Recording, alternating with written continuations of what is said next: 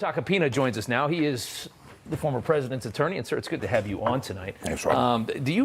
Are they really going to indict the former president for this? You know, every day it looks more and more like that's going to happen. I've been holding out hope because I understand the law and the facts here. Yeah.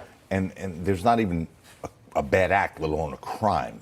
If there is a bad act in this case, it's by someone who is threatening to go to the media unless they're paid $130,000. Right. To silence a story, which is normally called extortion. Yeah. But here it's just different. And I have to say, all decent people, whether politically opposed to Donald Trump or in favor or supportive of his candidacy, really should be concerned about this weaponizing of a prosecutor's office to pursue a political opponent or prevent them from running. I mean, that's what you have here, Rob, and that's what's really frightening to me. It's horrifying. I've never seen anything like this.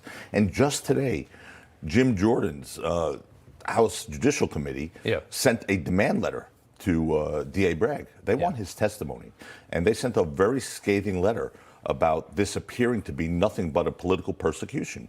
And when we start using our justice system to pursue political opponents, we're like those other countries you just mentioned. Right. We're not what we used to be. We didn't do this here. And the pendulum swings both ways, right? I mean, right now it's a Democrat in office going after the leading Republican candidate right now.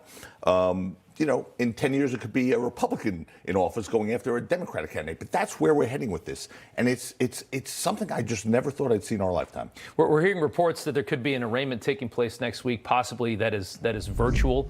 I don't know if you can speak to that. I mean, I had this idea in my head that they'd be dumb enough to, if he were indicted, to actually try and cuff him and walk him, because then we could really see how far we've devolved in this country. I think that's what they're going to try to do. You think so? Yeah, I do. I think they're going to use. Look, this is a grandstand. This is a political grandstand. There are people inside that district. It's the stupidest grandstand that you could possibly do. It's going to stain this district attorney's legacy. Right. We will win this case, Rob. You could replay this in a year from now. Yeah. When this case is said and done, we will win this case, either on the law or on the facts, with the jury or not. What they're counting on is a New York jury saying, we can never acquit Donald Trump, because he's not very popular in this city. Right. I have much more faith in New York jurors. I've made my living in front of New York jurors, both as a prosecutor and a defense attorney. Yeah. And I will tell you this. A New York jury wants to be able to go home and look themselves in the mirror at the end of the day and wake up feeling good about what they did. And they'll understand the severity of this verdict. This is something that, if it makes it that far, I think will be a clear vindication of President Trump. I know that the defense that you guys have is that this is extortion, that it never happened. I think a lot of people out there maybe don't believe that. In my opinion, no matter what the situation is, even if the affair happened and the payoff happened, I think it's an outrageous case. Oh, it's still not a crime, even if the affair, and the president vehemently denies it, but even if it happened and the payoff was made, and there was a payoff made, make no mistake about that. I mean, that's not a fact in dispute. There was Michael Cohen took out a loan to pay this person off because he wanted to really ensure that he was very close to Donald Trump, and he did everything. And the Michael Cohen today is a very different one than the one that was on TV years ago, saying what a great human being Donald Trump was, right? And he wanted to be his fixer. He wanted to be the guy that was important to him. He wasn't. He was a nothing. He was a nothing lawyer, and he was someone who was trying to ingratiate himself to the president. So a payment was made. And that's it. But understand this: when we talk about whether this is a campaign law violation, it's not even close. This is a federal campaign, and the statutes are very clear.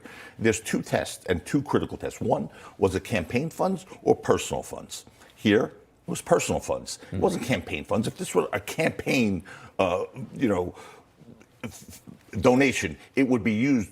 Campaign funds would be used to pay it off. Right. It's not like the John Edwards case, where those were campaign funds used to pay off his mistress and the mother of his child in a separate house by a donor. Yeah. So it's personal funds. One. Two, and this is really the bright line test for the Federal Election Committee and for campaign finance laws. Would the payment or payment made or the expenditure have been made by that candidate irrespective of the campaign? And the answer to that is clearly yes. Even Michael Cohen, when he pled guilty under oath, said he was doing this in part to prevent his family from going through personal embarrassment, himself going through personal embarrassment, protect his young child. Okay? So if that would have been done for that reason, and that's why it was paid with personal funds. Right.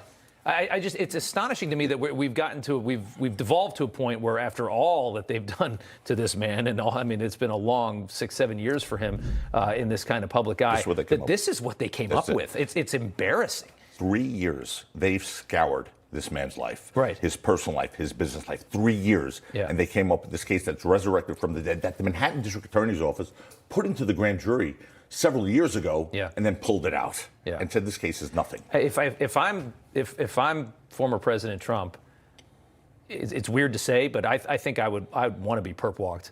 Like let's show people what they're capable of, and I think it's huge ammunition, and I think it's exposing just how sick these people are. Rob, to do something like that. You know, you're funny. He's a very tough guy. And he's the toughest he doesn't guy care about a perp walk. He doesn't care about handcuffs. He will use that to embolden his supporters. Yeah. I mean, this is a political persecution. Alvin Bragg lets people go for violent crimes and with a slap on the wrist. Right.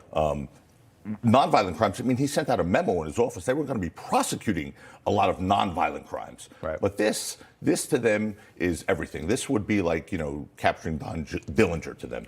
And it's not what our system's supposed to be about. So I think they're going to do everything they can do to try and embarrass him, which is going to further embolden his supporters. I think this will catapult him into the White House. I really do.